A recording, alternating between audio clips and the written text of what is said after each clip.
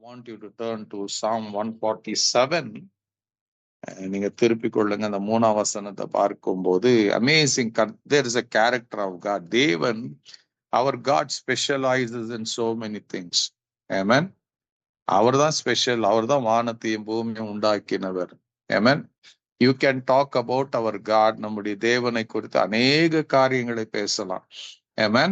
He is the reason for this scientific inventions-க்கெல்லாம் காரணம் அவர்தான். Amen. Hallelujah. So that's wonderful God. அவர் இன்னொரு காரியத்துல ஒரு ஸ்பெஷல். அவர் தான் ரட்சிக்கிறதுல ஸ்பெஷலிஸ்டா இருக்கிறாரு. அண்ட் நரகத்துக்கு போற மனுஷனுக்கு பரலோகத்தை கொடுக்கறதுல ஸ்பெஷலிஸ்ட் நம்முடைய ஆண்டவர். இன்னொரு ஸ்பெஷலிஸ்டாவும் இருக்கிறார். என்னன்னா, அவர் இருதயம் நொறுகுண்டவர்களை குணமாக்கி அவருடைய காயங்களை கட்டுகிறவரா இருக்கிறார். இன்னொரு ஸ்பெஷலிஸ்ட் நம்முடைய தேவன் எப்படிப்பட்டவர் தெரியுமா? நம்முடைய இயேசு ராஜா, நம்முடைய யெகோவா தேவன். ஹல்லேலூயா. எவ்வளவு பேர், நீங்க நிறைய பேருக்கு நமக்கு தெரியாது. அவர் என்ன பண்றாருங்க? He heals the broken hearted. Amen. இந்த broken heart ஹீல் பண்றது மாத்திரமல்ல, அதுடைய காயங்களை கட்டுகிறாராம். He binds their wounds. Amen. Hallelujah. So இந்த சத்தத்தை நான் இப்ப சொல்லி கொண்டிருக்கும் போது அநேகர் நீங்க உணர முடியும். Everybody listening to my voice, most of you, நீங்க உங்க இருதயத்துல கை வச்சு பார்த்தீங்கன்னா many could say, yes, என் இருதயம் உடைக்கப்பட்டு இருக்குதுன்னு சொல்ல. அந்த உடைக்கப்பட்டிருது ஏதோ ஒரு சும்மா ஒரு புரோக்கன் அப்படி கிடையாது.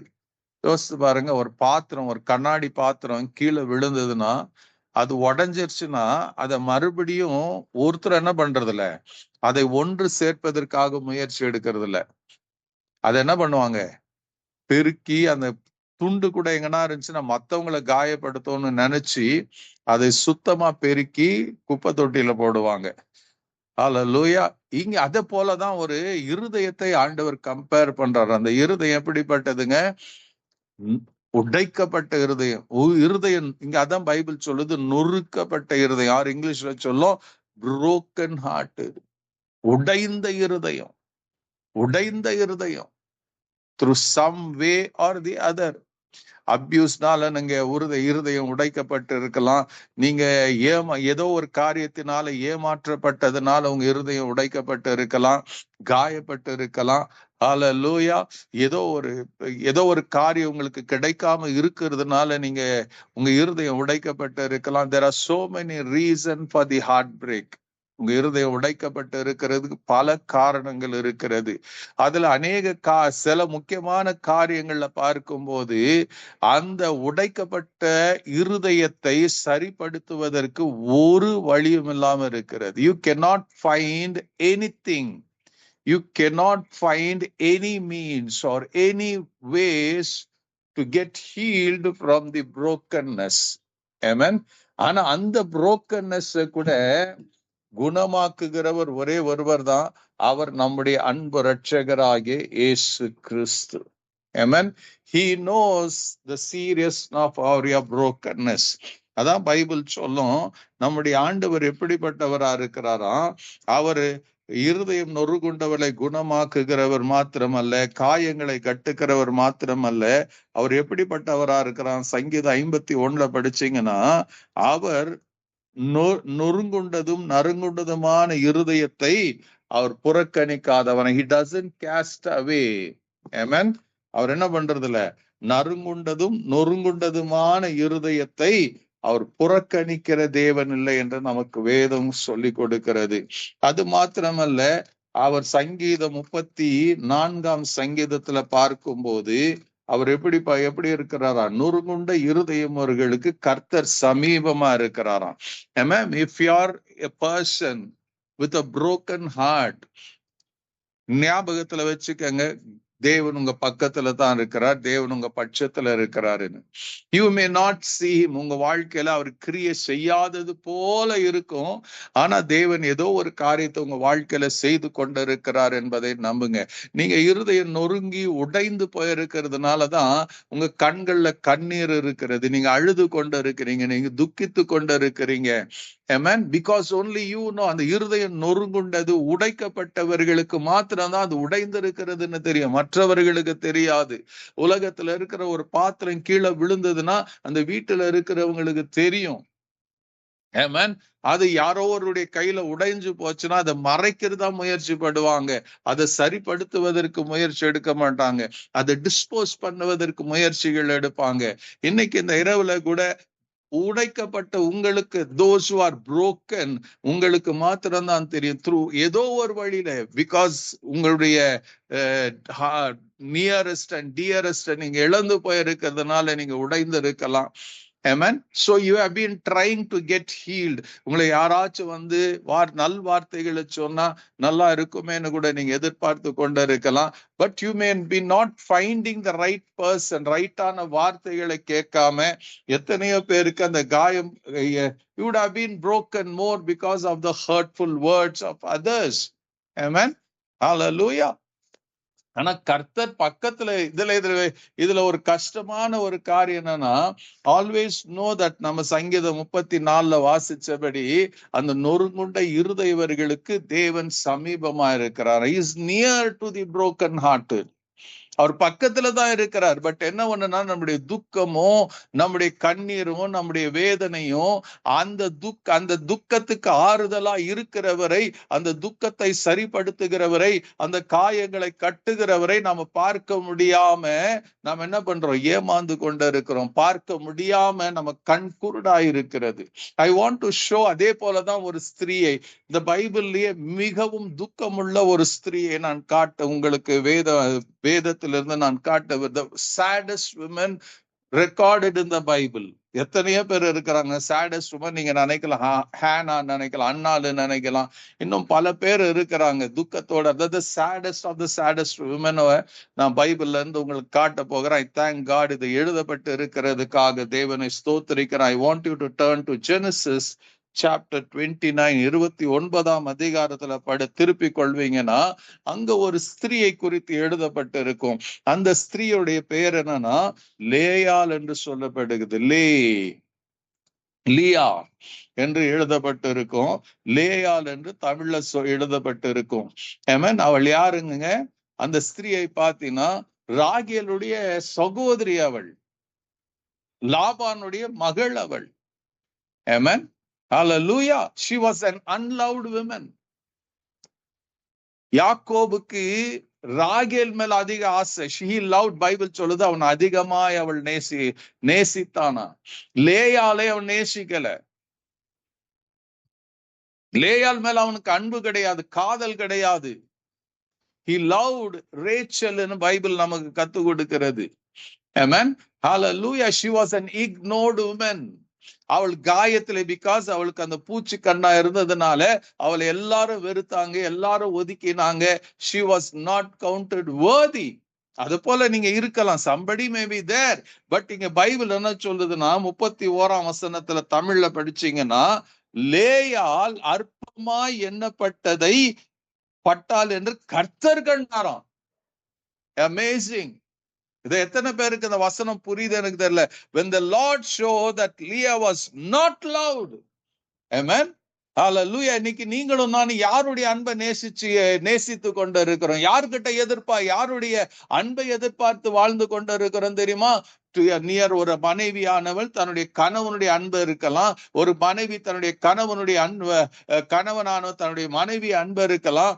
இந்த மாதிரி இந்த ரிலேஷன்ஷிப் மனுஷருடைய அன்பை எதிர்பார்த்து காத்து ஏமாந்து போய் கொண்டு இருக்கிறோம். அங்க அந்த பைபிள் என்ன சொல்லுதுங்க, கர்த்தர் கவனிக்கிறாராம். ஆமென்.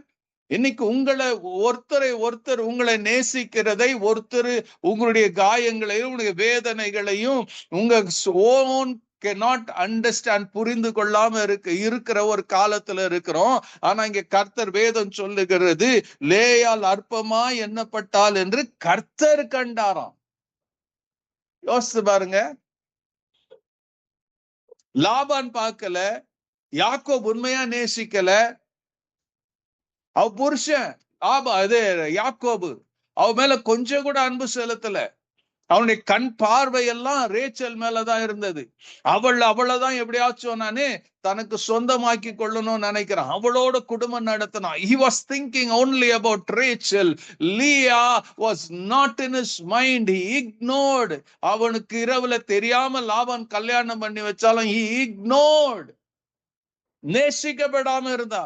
ஆனா கர்த்தர் பார்த்தாலாம். கர்த்தர் என்னமா லேயால் நேசிக்கப்படாததை அற்பமாய் அதோடைய அர்த்தம் என்ன தெரியுமா? எத்தனை அற்பமாய் எண்ணப்பட்டிருந்த, எத்தனை அளவுக்கு அவ இருதயம் உடைக்கப்பட்டு இருந்திருக்கும். ஹல்லேலூயா. உங்களை யாருன்னா இக்னோர் பண்ணா உங்க மனசு எப்படி இருக்கும் யோசிச்சு பாருங்க. எவ்வளவு உடைக்கப்பட்டு இருப்பீங்க, எவ்வளவு கலங்கி இருப்பீங்க, எவ்வளவு கோபம் வந்திருக்கும், எவ்வளவு அந்த கோபத்தின் வெளிப்பாடு அழுகையா தான் வந்திருக்கும். இங்க லேயாளுடைய மனநல அதுதான். பட் என்ன ஒண்ணுன்னா, லேயால் அற்பமாக எண்ணப்பட்டதை கர்த்தர் கண்டாராம். Nobody saw it. லேபான் பார்க்கல, யாக்கோபு பார்க்கல, ரேச்சல் பார்க்கல, ஒருத்தரும் பார்க்கல. ஆனா கர்த்தர் பார்த்தார். Today that is the good news God wants to tell you. God is watching you. கர்த்தர் உங்களை உடைக்கப்பட்டு இருக்கிறதை பார்த்து இருக்கிறார். நீங்க அற்பமா எண்ணப்பட்டு இருக்கிறதை கர்த்தர் கவனித்து இருக்கிறார். நீங்க துக்கத்தோடு இருக்கிறதை கர்த்தர் கவனித்து இருக்கிறார். உங்க ரகசிய கண்ணீரை கர்த்தர் பார்த்து இருக்கிறார். Nobody would have been watching. இந்த இரவுல இந்த சத்தத்தை கேட்கிற நீங்க உங்க மனசுக்குள்ள நினைத்து கொண்டு இருக்கலாம், ஏன் எனக்கு இந்த வாழ்க்கை, ஏன் என்ன இப்படி அற்பமா நினைக்கிறாங்க, ஏன் என்ன ஒதுக்கி இருக்கிறாங்க, ஏன் நான் தள்ளப்பட்டவளா இருக்கிறேன் நீங்க நினைச்சு கொண்டு இருக்கலாம். ஒரு காரியம், பி ஹாப்பி. ஒரு நல்ல செய்தி கர்த்தர் என்ன கொடுக்கிறார் சொல்றார் தெரியுமா?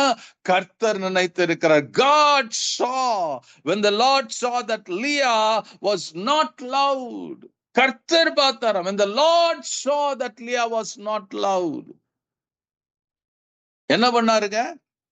அவர் சொல்றாரு, அவள் கர்ப்பம் தரிக்கும்படி செய்தார். ராகேலோ மலடியா இருந்தால். எல்லாருடைய அன்பும் யாக்கோபுல இருந்து எடுத்து எல்லாருடைய அன்பும் ரேச்சல் மேலதான் இருந்தது. ஆனா God showed special favor and love upon Leah. லேயால் மீது விசேஷித்த அன்பை வச்சாரு. இங்க பைபிள் சொல்லுது, ஒருத்தரும் பார்க்கல இந்த காரியத்தை, இந்த அற்புதத்தை ஒருத்தரும் பார்க்கலங்க. Only God saw it. தேவன் அதை பார்த்தாரு, தேவன் எக்ஸிக்யூட் பண்ணாரு. ஒருத்தராலையும் கண்டுபிடிக்க முடியல. அதனால பைபிள் சொல்லுது, லேயாலை கர்ப்பம் தரிக்கும்படி செய்தார். அற்பமாக எண்ணப்பட்ட, ஒதுக்கப்பட்ட, தள்ளப்பட்ட ஒரு லேயாளுக்கு பைபிள் சொல்லுது, தேவனே கர்ப்பம் தரிக்கும்படியாக செய்தாராம். ஆமென். இந்த இரவுல என்ன தெரியுமா நல்ல செய்தி?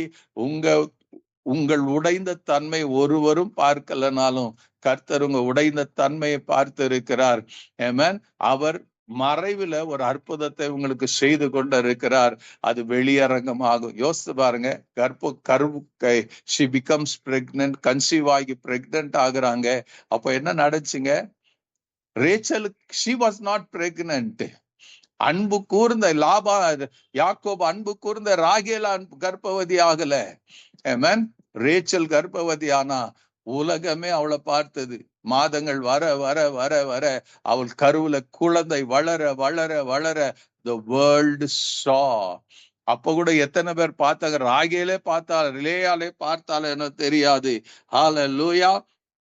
லேயால் அடுத்த வசனத்துல சொல்லா, லேயா கர்ப்பவதியாக குமாரனை பெற்று கர்த்தர் என் சிறுமையை பார்த்து, she understood this happened only through God.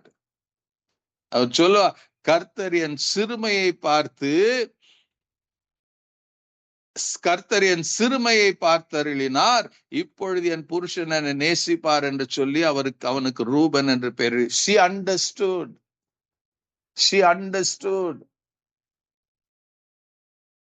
அவளை நேசித்தது தேவன் மாத்திரம்தான் தெரிந்து கொண்டா. அவள் தேவனுக்கு நன்றி சொல்லுகிறார். என்ன சொல்ல? தேவன் பைபிள் சொல்லுது, என் சிறுமையை, கர்த்தர் என் சிறுமையை பார்த்து அருளினார். Hallelujah. Leah became pregnant and gave birth to a son. She named him Reuben, for she said, it is because the Lord has seen my misery. The Lord has seen my misery. எந்த அளவுக்கு அவள் உடைக்கப்பட்டு தள்ளப்பட்டு ஒதுக்கப்பட்டு தனிமையாகப்பட்டு இருந்தால்னா இந்த வார்த்தை பைபிள்ல எழுதப்பட்டிருக்கும். தேவன் மறைக்கிறவர் அல்ல. அந்த அளவுக்கு she was broken. அவர் சொல்றா, the Lord has seen my misery.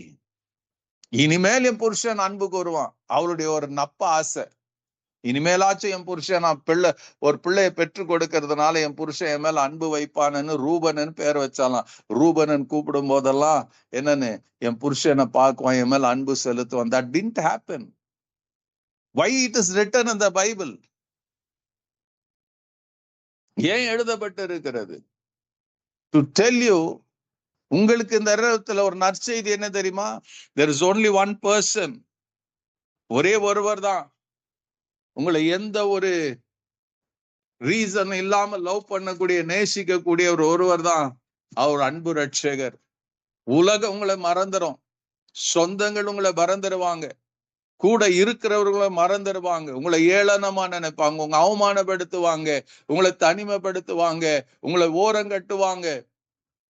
ஞாபகத்துல வைத்துக் கொள்ளுங்க, you are eligible for God to do a miracle.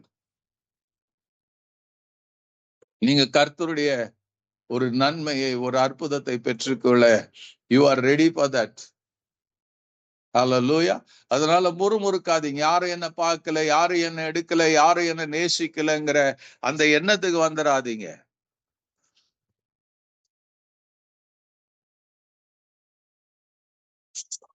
Just believe that God is for you. தேவன் உங்க பட்சத்துல இருக்கிறாரு, உங்களுக்காக இருக்கிறாரு, உங்களை நேசிக்கிறாரு, உங்களை he proves.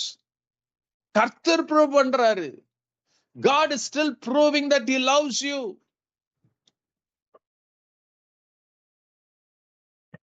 உங்க ரட்சிப்பை அவர் உங்களை நேசிக்கிறாருன்னு தான் ப்ரூவ் பண்றாரு. எரேமியா 31 எழுதி இருக்கிற, அநாதி சிநேகத்தினால் சிநேகித்தன், காருண்யத்தினால் உன்னை இழுத்து கொண்ட, that proves his love towards you. உங்களை ஒருத்தரும் நேசிக்கலையா? நீங்க இது சரி, உங்களை பார்த்து 1000 குறை சொல்றாங்களா? இது சரியில்லை, அது சரியில்லை, நீ இப்படி நீ அப்படின்னு சொல்றாங்க. let them tell whatever they want to tell. அதன் மேல கவனம் செலுத்தாதீங்க. உங்க மேல அன்பு செலுத்துகிறவரை பாருங்க. லேயாருடைய பார்வெல்லாம் யாக்கோப் மேல இருந்தது. யாக்கோப் நேசிப்பான் நேசிப்பான் நேசிப்பான் என்று. அவன் நேசிக்கவே இல்லை. ஆனா கர்த்தர் அவளை நேசிச்சாரு.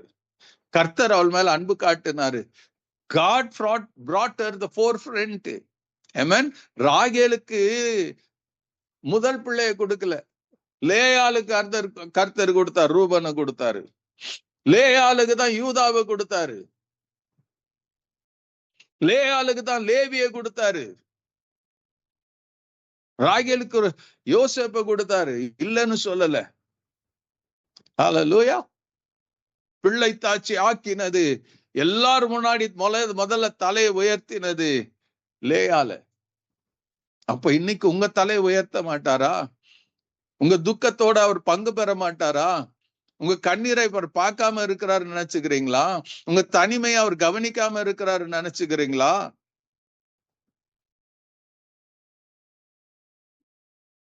அது மாறட்டும் இன்னைக்கு இரவுல.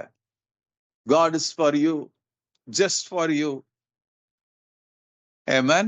உங்களை நேசிக்கிறார். நீங்க எப்படிப்பட்ட உடைக்கப்பட்ட நேரத்தில் இருந்தாலும் believe that God loves you, God cares about you. உங்களுக்குரிய அற்புதத்தை அவர் செய்வார்.